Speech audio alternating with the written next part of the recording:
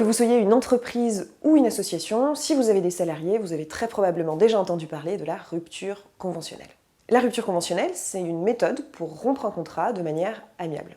Le principe, c'est que les deux personnes doivent être d'accord pour rompre le contrat. La rupture conventionnelle, elle peut être à l'initiative des deux parties. Soit le salarié qui se projette ailleurs pour d'autres raisons, pour une reconversion ou même un autre travail et qui veut sécuriser Pôle emploi. Soit c'est plutôt du côté de l'employeur qui, encore une fois, pour des raisons qui lui sont propres, ne souhaite pas continuer la relation de travail avec ce salarié. Il n'y a pas de bonne raison. C'est-à-dire que chaque partie peut proposer, peut avoir l'initiative d'une rupture conventionnelle. Ce que le juge va vérifier s'il y a une contestation, c'est le principe du consentement. Les deux parties doivent être d'accord sur le fait de se séparer. Alors je vais vous donner quelques conseils pour éviter des contestations sur ce consentement.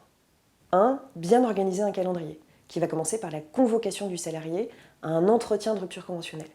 Le principe, c'est pas d'arriver avec une rupture, quelque chose à signer sur la table et un salarié qui n'a pas le choix. On laisse le temps au salarié de se préparer pour la rupture conventionnelle, même s'il en est à l'initiative, et ça implique de le convoquer en laissant 5 jours entre cette convocation et l'entretien de signature pour que le salarié puisse se faire accompagner.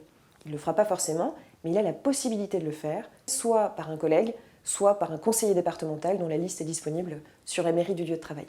Deuxième point, la convention de rupture. La convention de rupture, c'est un document que vous allez mettre en annexe de votre CERFA, qui fait 2 pages et qui est très succinct. On va lui ajouter le détail de la procédure. Détail de la procédure, le jour de la convocation, le fait de pouvoir changer d'avis, toutes ces mentions obligatoires qui peuvent paraître évidentes mais qui méritent d'être marquées précisément et clairement. Mais aussi, et ça c'est très important, c'est ce qui va se passer pendant la procédure. Est-ce que le salarié va être amené à poser ses congés? Est-ce qu'il va devoir travailler pendant la procédure? Est-ce qu'il est prévu qu'il fasse une passation avec un collègue?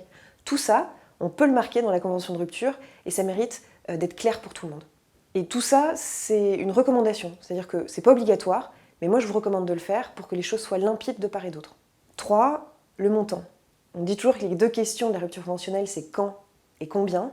Combien, c'est le montant de l'indemnité de rupture conventionnelle. Il y a un montant minimum qui est prévu par la loi ou à défaut par votre convention collective.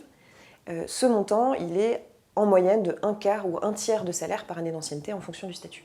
On peut augmenter ce montant, il faut savoir que tout ce qui est supérieur au minimum dispose d'un régime social et fiscal d'imposition qui est plus important.